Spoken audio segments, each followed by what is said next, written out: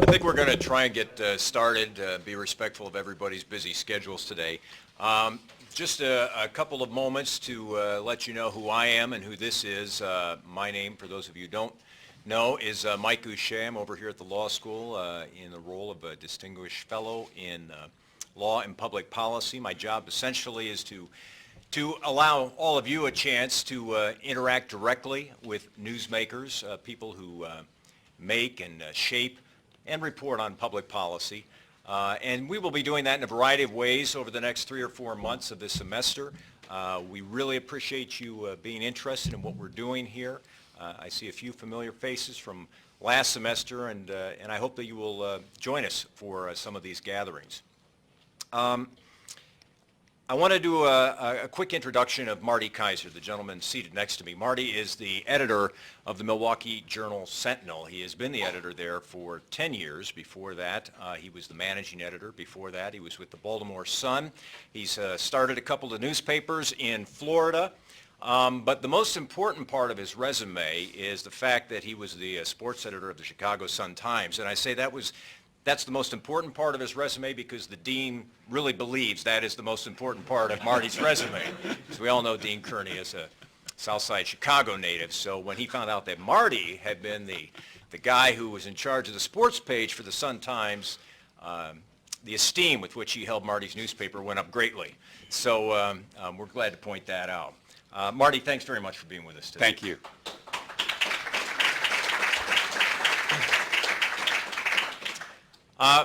Marty Kaiser's newspaper is one of the bigger newspapers in the country, certainly the biggest in the state of Wisconsin, I think in the top 35 now. Yeah, and amazingly enough, the metropolitan area of Milwaukee is about 35th in population, and our circulation on Sunday ranks 23rd in the United States. And our penetration, I'll do a little commercial here, but it's really a commercial for Milwaukee and people's interest in news. A higher percentage of people on Sundays read the Milwaukee Journal Sentinel than in any newspaper in the country. So if you took a metropolitan area and you took the percentage of readers, we have more higher percentage reading in our market than any other market in the country on Sunday, and we're number 2 in daily. And it has been that way for years and years.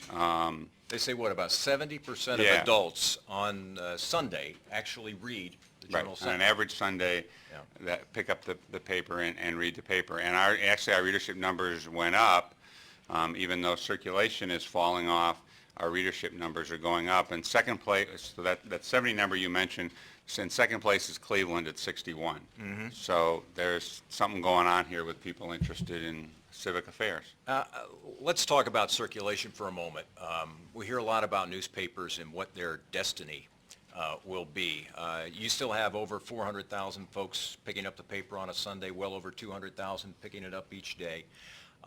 But the prevailing wisdom, I think, is that newspapers are dinosaurs and they are on the road to extinction. As the guy who's leading that dinosaur, what do you have to say about that? I don't think we're on the road to extinction, but I think that there's dramatic changes going on and how people consume their information, and we all know that. So circulation numbers are going down of the newspaper. What we're losing mostly is the single copy, the person who goes out and buys the newspaper occasionally. And a lot of newspaper companies are doing a lot of research trying to figure that out. And the latest research that I've heard is what we're losing are the people on Sunday who use the newspaper to get a job or buy a car or buy a house, because that was the only way to do it. You go back 10 or 15 years, which may seem the dark ages to a lot of people. That was the way you did it before the internet. It was the only way to get that information. Our home delivery has been staying pretty strong. It's just those occasional buyers. Then you add on top of that the readership that we're getting from the internet, and I could easily make the argument that there are more people reading us than have ever read us before, because you can sit back in your office if you've got a computer and read what's going on, because now we're posting information the minute we find out about it. And when I came to Milwaukee 12 years ago, we could find something out, and we had to sit around and wait for the printing presses to start, and maybe it'd appear on television before us, but there was nothing we could do. Now, with the internet, we're posting it right on the internet all day long. And we know because we can follow the traffic of where people are coming, and we can find exactly what stories they're reading. It's a wonderful new tool, whereas before, you know, we would have to go out and do research stories to see who's reading what section and what they're interested in. We know exactly what they're reading, where they're reading it from. When the Bucks were looking at the Chinese player Yi, all of a sudden the third most amount of visits after the United States coming to our website were from China. So people are finding the information. We're posting it as fast as we can. The tough part is the business model is a little bit under attack because there's just not that we still make much more money off the printed newspaper than we do off the ads that we're getting on the internet. Could you ever see charging people to read your website, much as the Wall Street Journal does? We charge for some Packer information. We have a product called Packer Insider, which is about $40 a year, I think.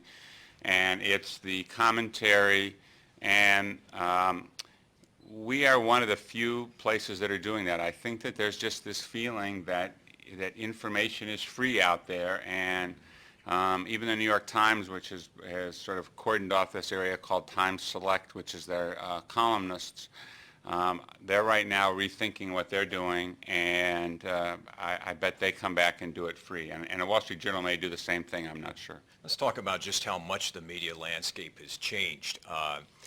We were talking back a couple of months ago about the day of the Falk explosion. Some of you probably remember that. It actually just happened across the I-94 over in the Menominee Valley, not very far from here.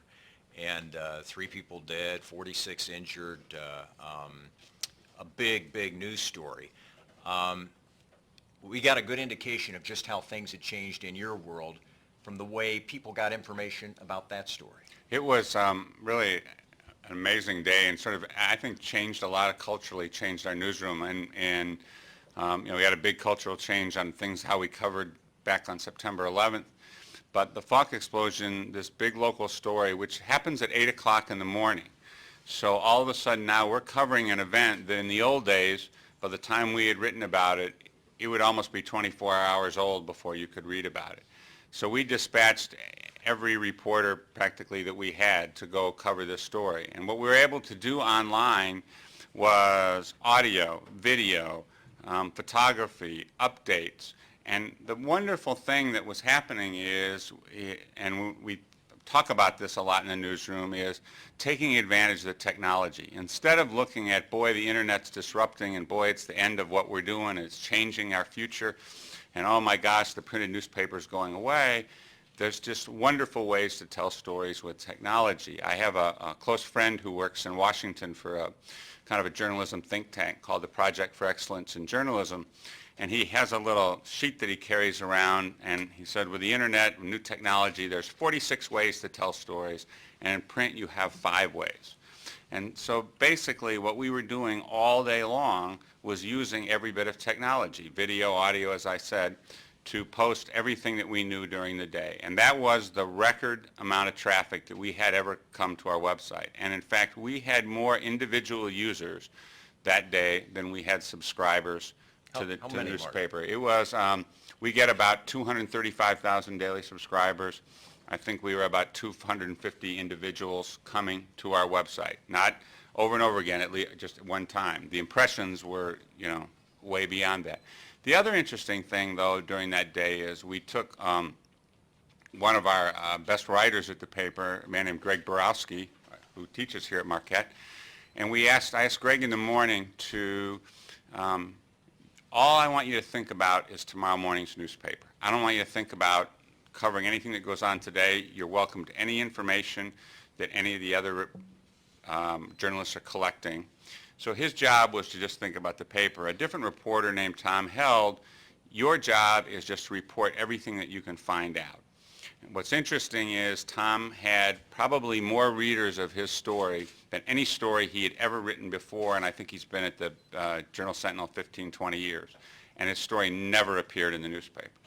Greg sat down and thought about, in fact, he talks about this really well, that he heard the explosion where he lives on the south side. He thought, when I get to work, I bet I'm going to be asked to be part of this story. And how am I going to tell a story that is 24 hours old? And his job basically was to tell it as much of a narrative as he could, taking in all the different elements and just really tell a good story. And what's interesting, our single copy sales for the newspaper, we average, I think, about 40,000, 45,000 people who go out and individually buy the paper, and we are up about 8,000 single copy sales that day. So as much as the internet was telling people all day, there are still people who wanted to go consume that news the next morning in a completely different way. And we changed our front page. I could have brought it with me, but really the whole front page was just the picture, an aerial photo. One of our photographers was up in a helicopter with the Channel 4 photographer, and it was a shot from above with one headline and no story on the front page. And I think that's one of the things that you'll see happening in newspapers. We need to be better graphically designed, take advantage of the way we put things together in the paper, whether it's maps, graphics, and the way you can consume that material to take advantage of that printed product that's maybe very different than what you might get it online. Do you worry, though, I mean, when I look at some of the younger faces in here and talking to people I know who are in their young 20s or in their late teens, they are, for the most part, not newspaper readers anymore. They get virtually all of their information on the internet. Doesn't that spell a sort of, I don't want to say doom, but it's certainly not a very bright scenario for you folks? We worry about it. We talk about it a lot. I mean, here's a newspaper editor, and I have two children in their 20s, and I think one has subscribed to a newspaper, the other doesn't, and they get all their news off the internet. What it has made us do, though, this response is we've got to run faster, run harder on the internet. I think there's a group of readers that are in their 40s, 50s that are trained. That's the way they're going to read it. And there's still lots of people in their 20s and 30s. But we're not replacing, if you want to look at it in hard facts, the people dying out at one end, we're not replacing them fast enough anymore with 20 and 30-year-olds getting in. It used to be conventional wisdom that maybe you didn't read the paper when you were in college, but once you sort of bought a home or moved into an apartment, had a family, that's when you subscribed to the newspaper. Now people are consuming on the internet, and so we're doing everything we can to be the best information provider that we can on the internet. It's also changed a lot how we go about covering news. We're trying to be much more about Milwaukee and Wisconsin, because I think for us to survive, we have to find areas where we can excel, where it's information that you can only get from us. When I came to the newspaper 12 years ago, there'd be a lot of national stories we might go cover, because if you wanted to read the New York Times, you had to go down to the newsstand to buy it. Now, if I want to read the New York Times, I can go on Ride. I can go on Ride and read Le Monde from Paris. I can read all this other information.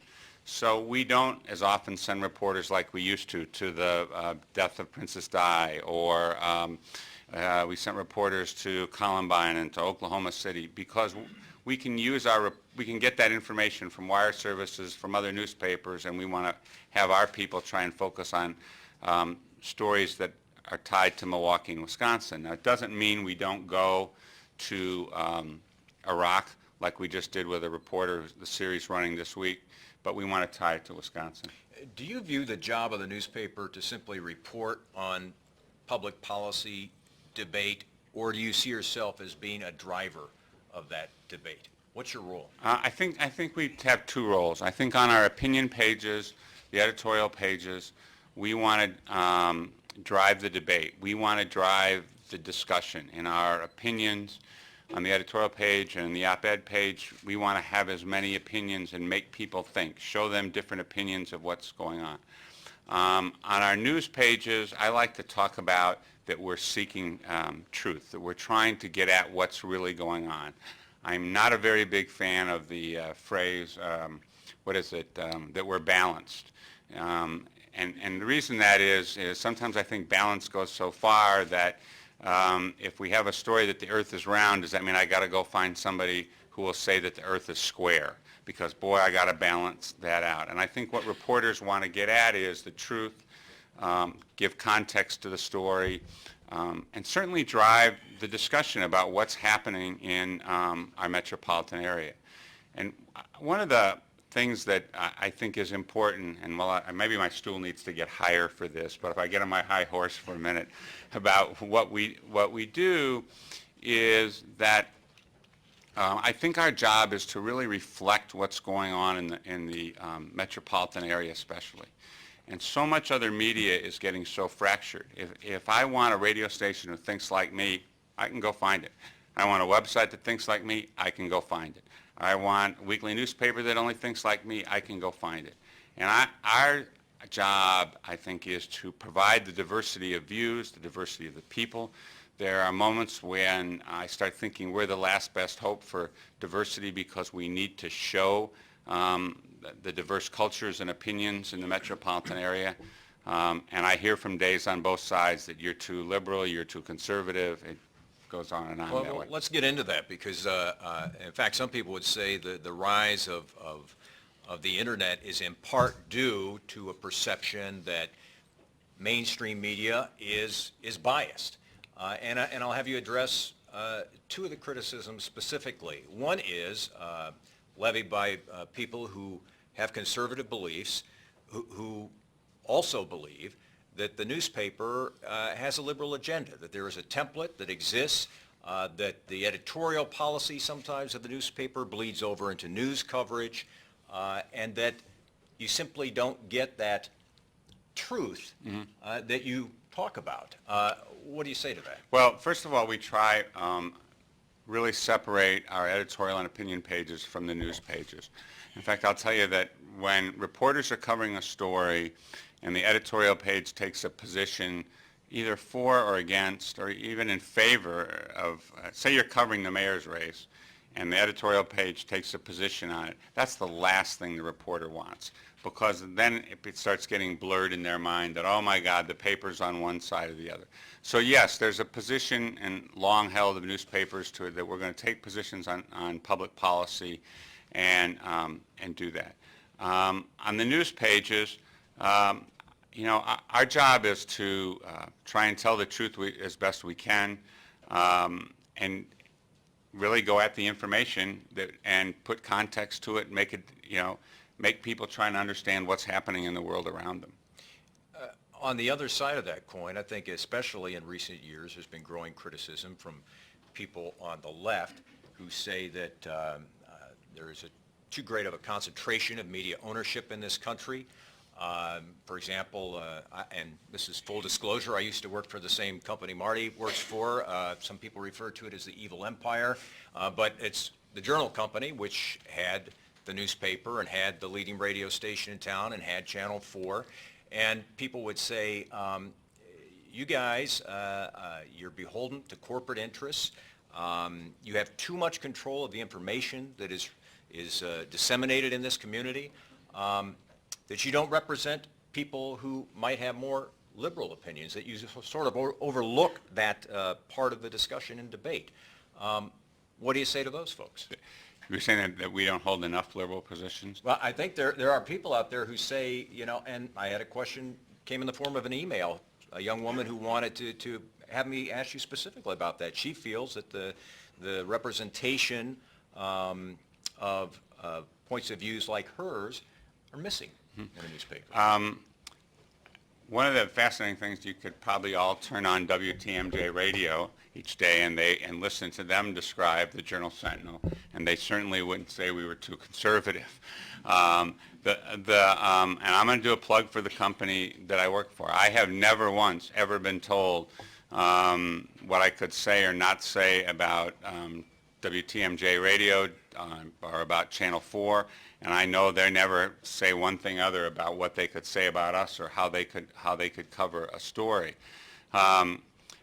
I think the growth of what you're seeing with people getting into the discussion is what we at the newspaper and our online site, and we kind of talk about it more as a news gathering operation rather than just a newspaper, have to realize that for so long we were the centralized authority. We were the gatekeepers. Well, now everybody else wants to participate and be part of the discussion.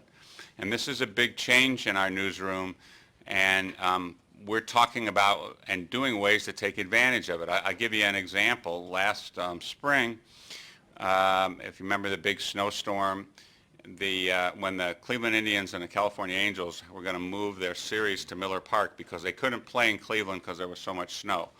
So we posted this little story on the website when it was announced in the morning, and we also said to readers, if you want to comment on it or get into the discussion, here's how to do it. In 20 minutes, we had 100 people posting their opinions and their comments on the story. And so I think part of our job is to be the place where people can come together, be part of that conversation.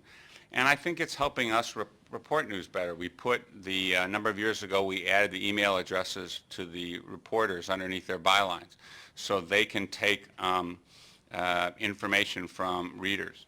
The blogs that we're developing, there's a chance for people to comment right there on the blog, be part of the discussion. That's a new thing for you folks, Right. isn't it, too, that you can actually post a comment Right, now? you can post a comment right next to the blog.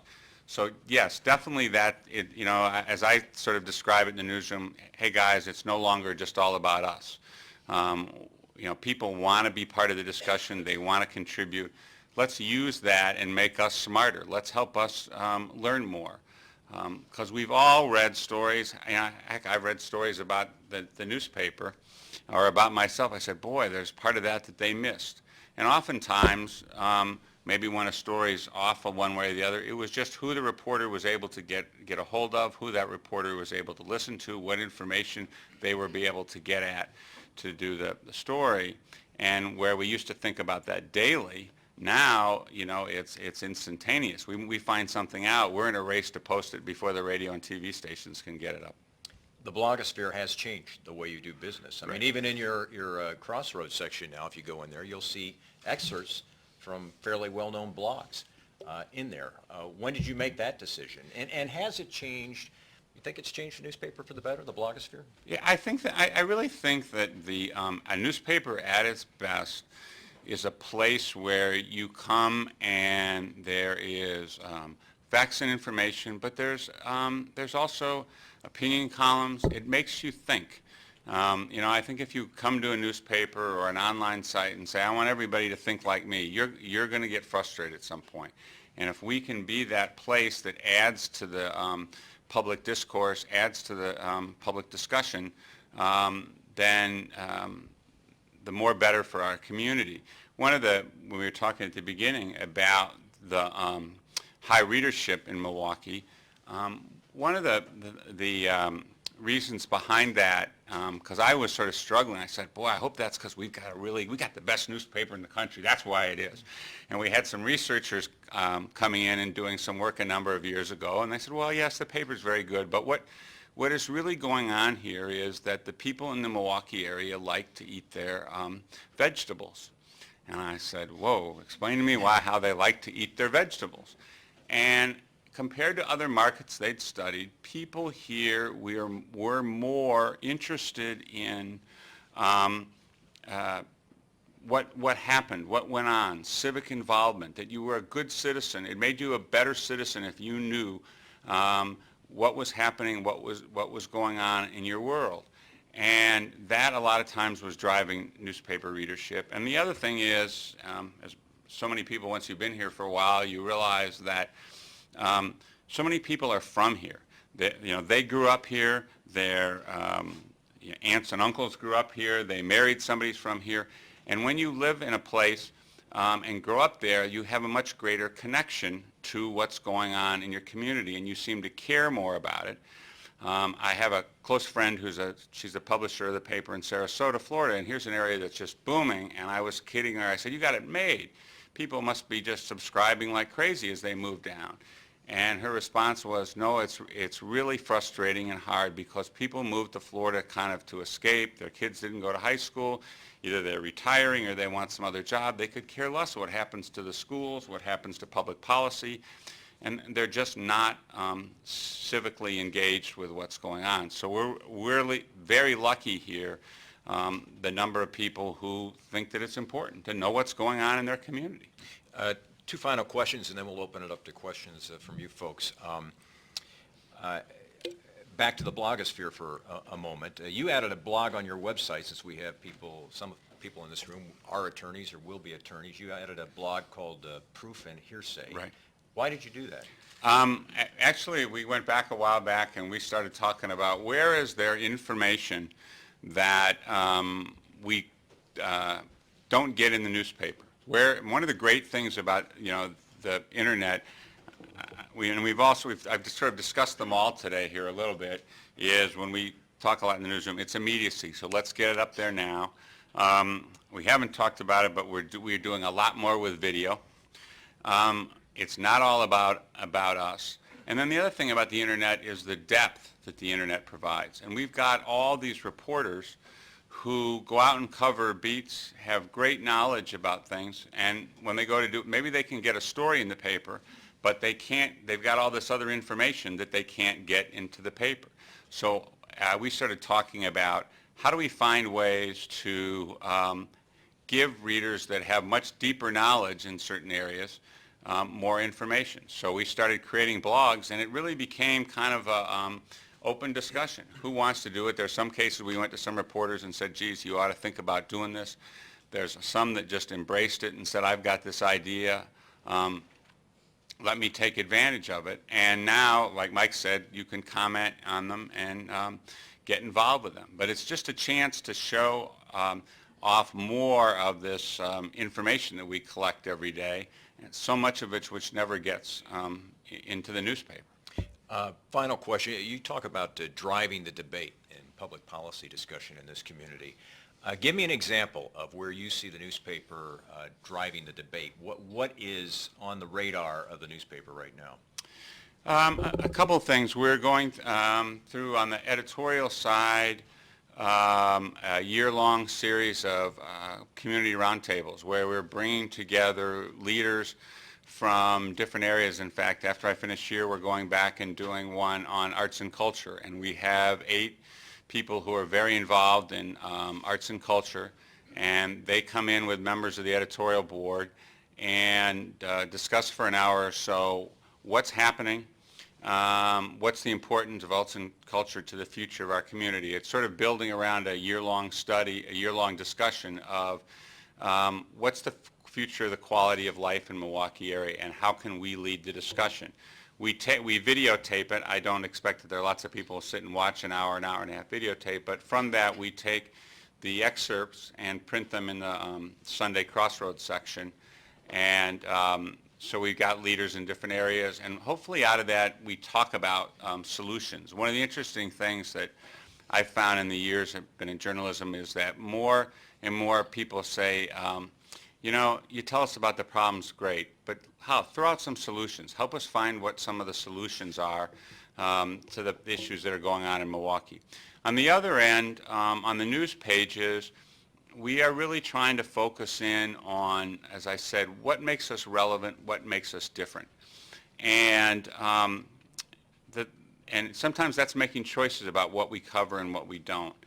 And since the time I've been editor, one of the things that I really wanted us to do, and we've grown this, is major projects that help people understand really complex issues. So a number of years ago, we sent a reporter and a photographer to China for a few weeks to try and understand what was happening to the manufacturing in Wisconsin that was going to China. And the series opened with this plant up in Two Rivers where they used to make the Nesco roasters, and the plant's empty, and there's a guy sitting there waiting for the manufacturing to come back, which it didn't come back. And they're over in China, they're making the Nesco roasters, and here's the people doing it, and we had followed the girl who had come from a small rural village to come earn, I think, and stay in a dorm and earn 27 cents a day to make the Nesco roasters. We're also trying to do more investigative reporting and dig into, we have this little logo we put called our watchdog reporting. Just to go beyond sort of the little events that happened each day, because a lot of those things we can do real well on the website, but the in-depth, what we call projects or in-depth reporting, they take time and money. I feel very lucky, and people in Milwaukee should be very lucky, that there's a commitment here to give reporters time by the company to go into these stories. Meg Kissinger's series on the deplorable conditions in the Milwaukee County mental health system, she spent 6 months digging into that before she wrote her series. And there are a lot of... The latest county pension revelations. Right, and the latest county pension series, Dave Umhafer probably spent 6 months looking into that. So there are a lot of papers that don't do that. There's some that do some very good job with work with that too also. Let me, I'll stop for now and ask you if you have any questions. Feel free to ask Marty anything you want. No ground rules, whatever's on your mind, ask away. Anybody have a question? Yes, sir. Yeah, Marty, opening up stories and blogs to comments obviously opens up some pretty substantial moderation issues. How have you guys handled that? Very cautiously. I was at a seminar on sort of the future of journalism last spring, and down at a place called the Poynter Institute, where they bring together people from all over the country in St. Petersburg to talk about that issue. And basically, we could have spent the whole 2.5 days talking about that issue. We have addressed commenting and moderation very carefully. We're doing it on the blogs. I've been watching a lot what other newspapers are doing. I'll give you a couple sort of interesting example. Orange County Register, which is founded by a very libertarian family. They just believe whatever's up there, that's what's up there, and it doesn't matter. And they had a story about a woman who was really obesely overweight. She goes to the hospital and discovers that she's pregnant and gives birth to the baby, and they write a story in the paper. And the way Orange County believes is that the story's up on the internet and anybody can comment who wants. Well, when you went and looked at it, I just thought the comments were just filthy, disgusting, and I always thought as a journalist when you got into it, it's those kind of people you sort of minimize harm. So it says, boy, you better get people out there to sort of moderate what's going on. There are friends of mine who understand this better than I do, who say that there are going to be better and better tools to help moderate the conversation. Some papers pay people, or they get volunteers to help moderate. On ours, you can click on something and it's recognized, we'll pull it down, or we have people watching it. One of the most fun things I heard about recently is called the bozo filter. I don't know if anybody's heard of this, but if you way that works is if you've been commenting on a story and with profanity or whatever that they don't want on their site, they block you with the bozo filter, but you still think your stuff's getting posted on the website. So you go to the site and it looks like it's there and you're having a grand old time and it isn't getting on the site at all. So I mean, you've hit a really key issue and we've waded into it very carefully. We've had some luck on some big stories where we've moderated it and there's been really good discussion. You can tell the stories that are just not going to lead to any civilized discussion. For some reason, the sports fans seem to be pretty good on it. We're experimenting much more with the blogs, and so we're moderating ourselves. But I look at some of it, I have to tell you, and I go, what is the value with just people swearing at each other or just, racial epithets or whatever? Other questions? Dean Pauly? One way to think about our moment right now is that we're at a moment where information and journalism seem to be becoming slightly different things. So we have kind of a surf of information, but less clear of a sense perhaps of what it is that journalists do, whereas historically a lot of that was just confined. Right. Journalists thought of themselves as providing that. So the question then is, well, what is it that journalists, in an age where there's information everywhere, what is the special claim that journalists want to make? What is it that journalists do that's different from what the rest of us do? I hope that what journalists do is do a better job of seeking the truth. I struggle a little bit with the term citizen journalist. I'm not sure I want to go into the hospital and find the citizen brain surgeon about to work on me. But in saying that, I'm not saying that we're more high-minded and know better. But the processes that, when Mike was talking about sort of bias and fixing the news, when I hear that, I say to people, come on in. You can sit through one of our news meetings. You can sit through one of our editorial board meetings. And I have to tell you, there's many nights we're just lucky to get the newspaper out. And if you think that there's this great wide conspiracy to do all these things, boy, I wish I was that clever to do that. I think that's a great question. And what I hope is that journalism is about what makes journalism different is verification. And that's one of the things that we've been talking about. We launched a new website around the topic of education on our website. And we're partnering with this Project for Excellence in Journalism and a group called the Committee of Concerned Journalism in Washington. And they picked one newspaper, one radio station, one TV station. And what they're trying to do is use the internet to enhance journalism, and so and then pick some area of journalism. So ours is verification.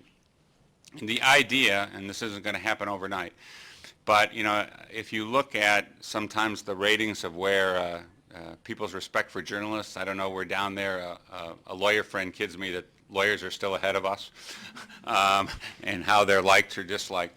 But I think you're ahead of Congress, though. Yeah, So, right. You got that to fall back on. But if maybe on the internet we become much more transparent. Here's this information, here's where we got it from, and you can click and go see the report. Here's how we got this information. And maybe that can sort of add to sort of that verification that helps people understand where it's coming from. Other questions? Yes, sir. You've talked about the internet being a tool for getting out the information quickly, something that we used to rely on TV and radio for.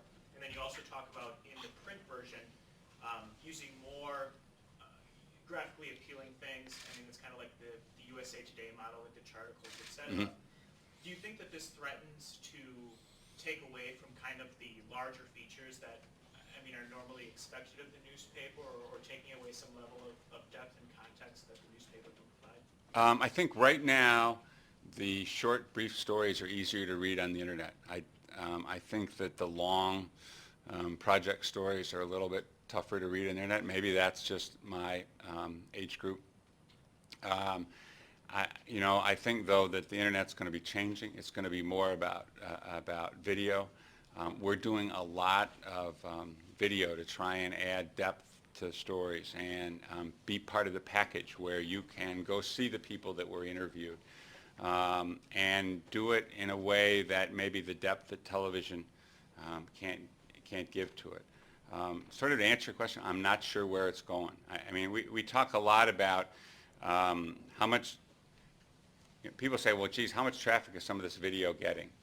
And my sort of feeling is just let's go try stuff. In an interesting sort of way, this may be one of the scariest times in the history of newspapers and one of the greatest times, because I'll say this, if you spend 85% of your time on normal work, go try 10 or 15% of your time. Go video or learn how to do a podcast or learn how to do something new. And some of the videos that we do are things that we could never do in paper. There's our visual arts writer, Mary Louise Schumacher. The things that she does on the web, she couldn't do in the paper because she can describe everything that she sees in an art exhibit.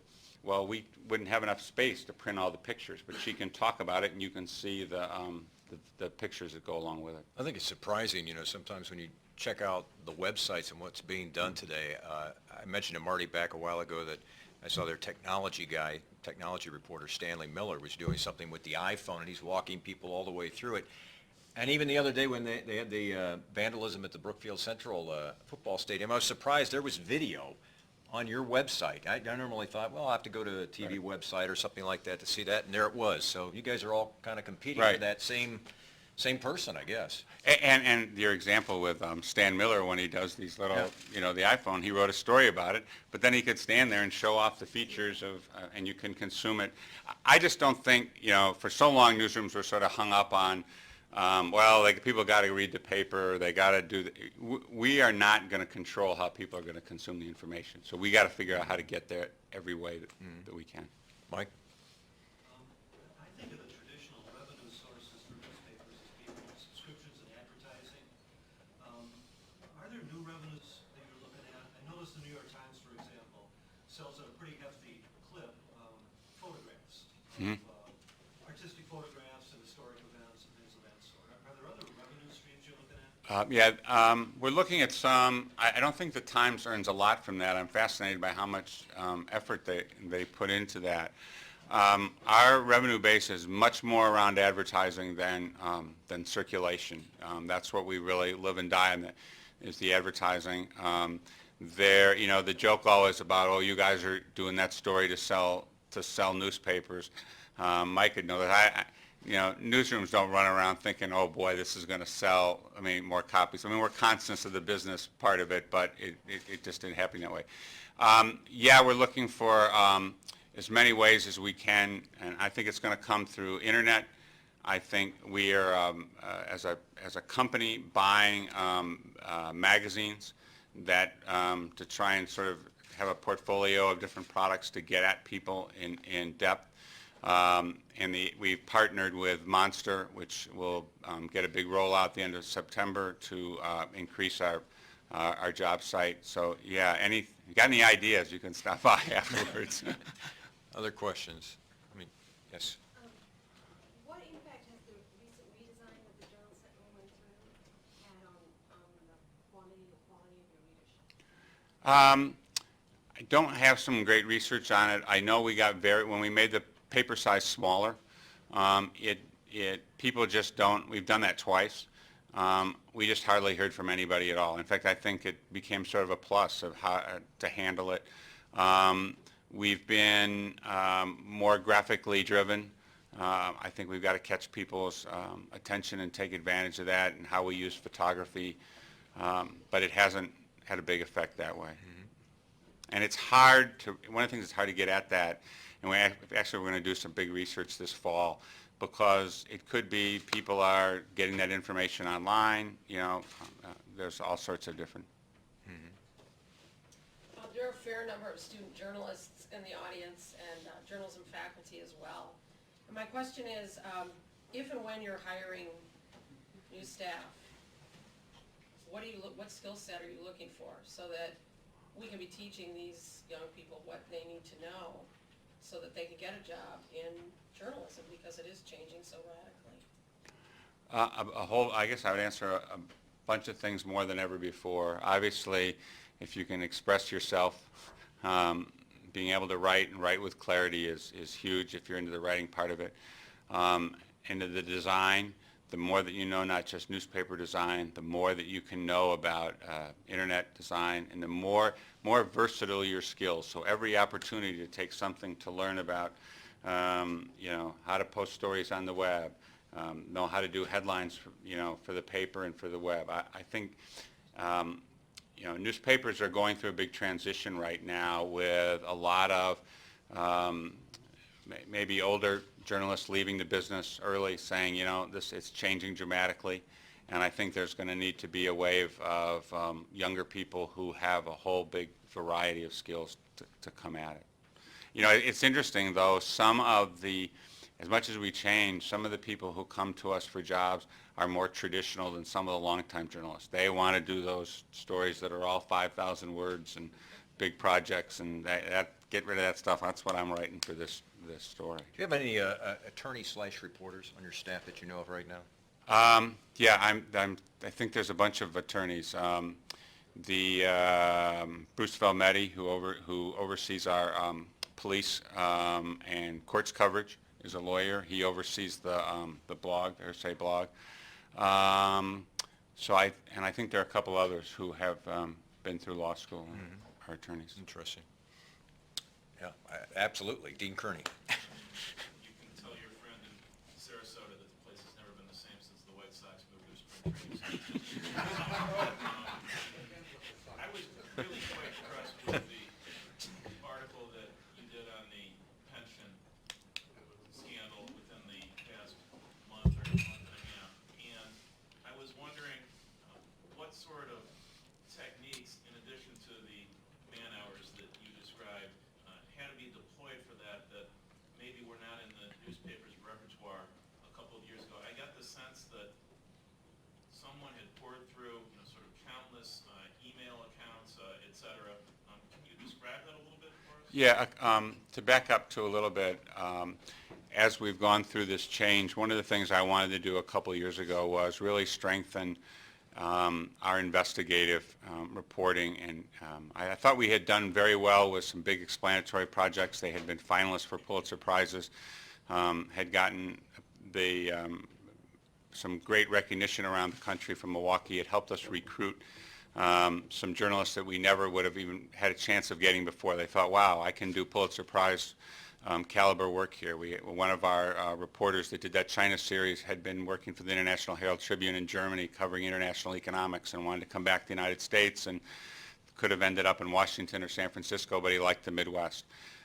So we hired an editor who had really good knowledge in investigative reporting and won some projects and done some great projects in Southern California. Never lived in the Midwest, so that was a big move, hiring him in the middle of the winter. But when we set out on that, we had heard that this was out there, and then it's digging through the records, and he just went all through the records over and over again, then hiring some accountants to go look at it, to double check so that we knew that what we were doing. We have set up a lot of what we call sort of bulletproofing on these projects, where the people, by the time it gets in the paper, they aren't surprised. So that we're talking to them weeks before that even appears in the paper. The last thing you want to do is, and newspapers have done this, call 4 hours before publication. Well, what's your reaction to this? And our goal is the more we can understand it, the more we're going to understand the context, the more we're going to truthfully tell that story. So yeah, we hired some experts to go back through the numbers, and then we went. And we do this editing process, which is we kind of call this skeptical editing process, where on a major story like that, we go through every line, and the reporter then has to show the editor, where'd you get that fact? Show me that in the notebook where it was. Show me where that quote was. Show me where that was to get through the story, because a little correction afterwards is not something you want to do. Other questions? Yes, sir. Hi. Hey, Paul. With all the emphasis on the internet and videos and everything else, what kind of emphasis is there on writing? Because you've got some wonderful writers on that respect. I don't want to give that up. I mean, that's the battle. I think battle's too strong a word. We're doing lots of stuff with the internet, but even with those projects, what are the things that add extra so that we could, if you're really into that topic, you can go see the video and go see the interview. I don't know if any of you have read Mark Johnson, who is one of our finest writers at the paper, has been doing this series this year on people with just sort of amazing brain power, and he's got 3 more coming up, and they are all tied to universities. But the things they're working on, you would just never know that these things are taking place in Wisconsin. And he is a 2-time Pulitzer finalist in his writing. So yeah, I care a lot about that. I still think that is something that makes us relevant and makes it special. If we weren't going to do those kinds of stories, I understand not everybody reads them. I mean, when they're 5,000 words and they jump 3 times on Sunday. But then the emails that you get from the people who care and who've read through it, like his most recent piece, that's just part of what the newspaper ought to do, a good newspaper ought to do.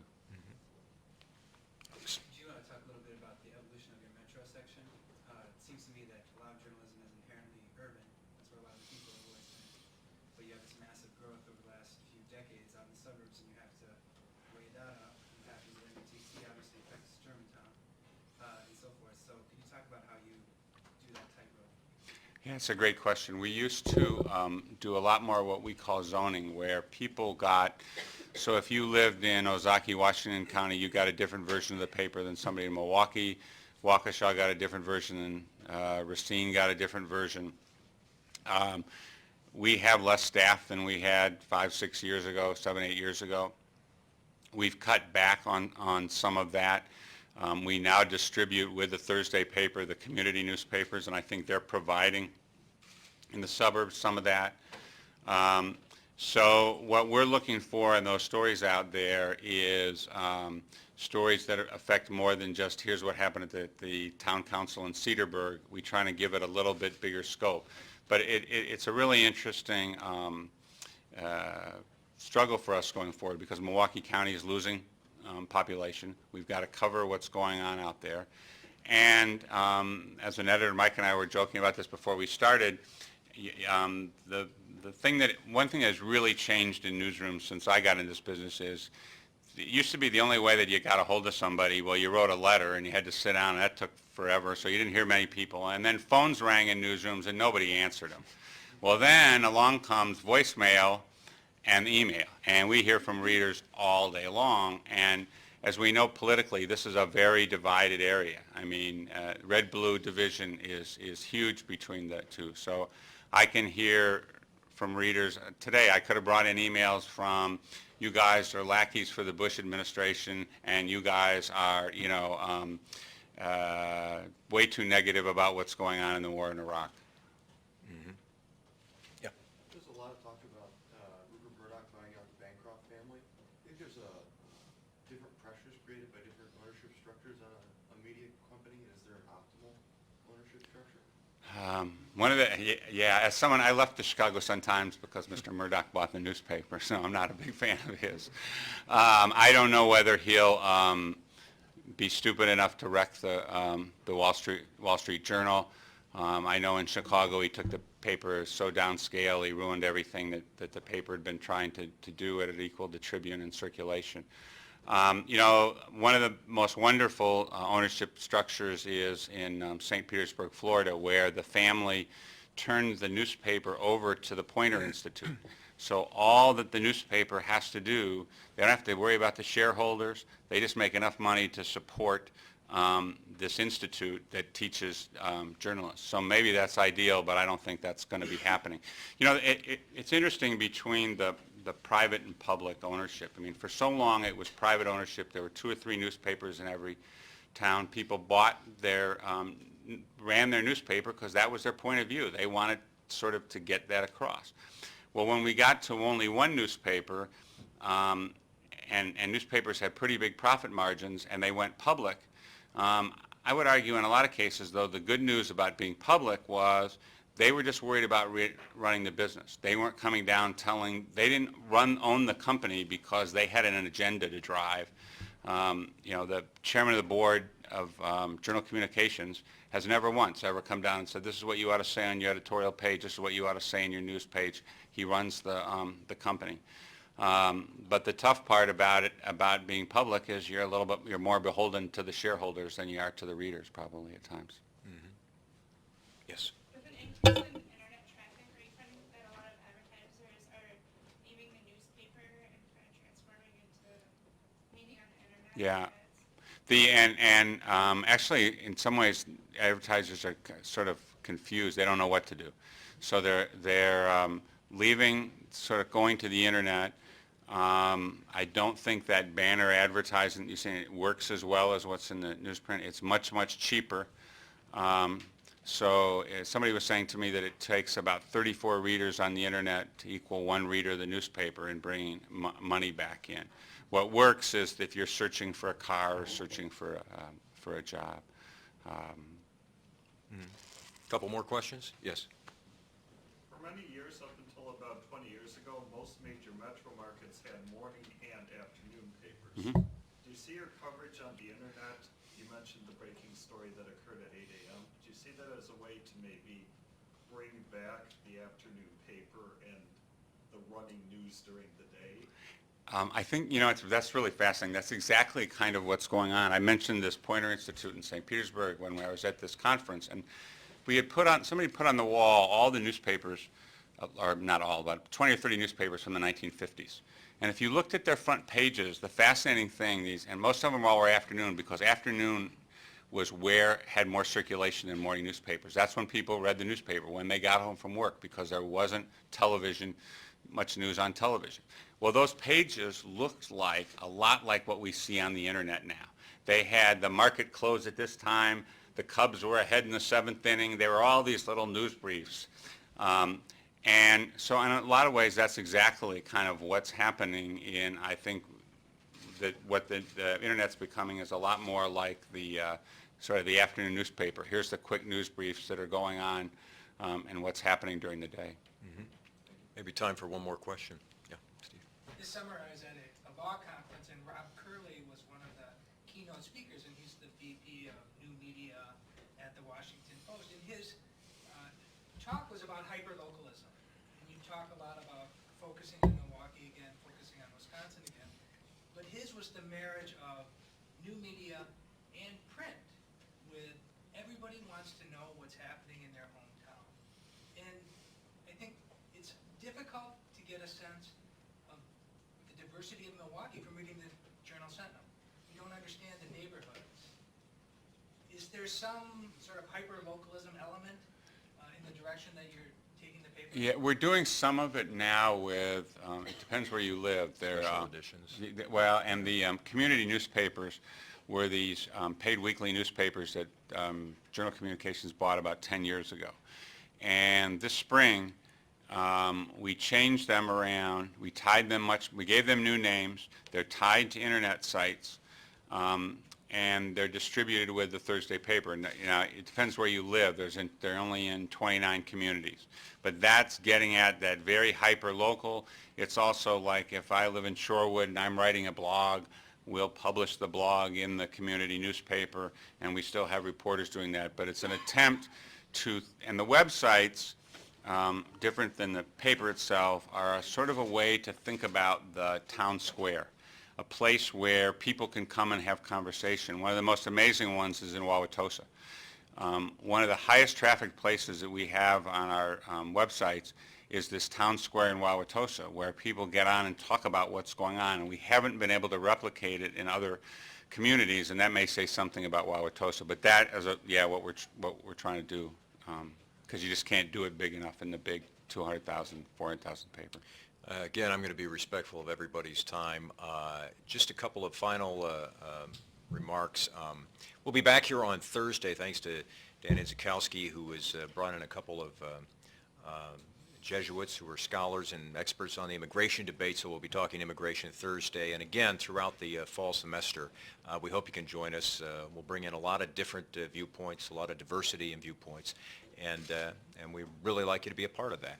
I would like to say thanks again to Marty Kaiser for being with us today. Marty, thanks. Thank you very much.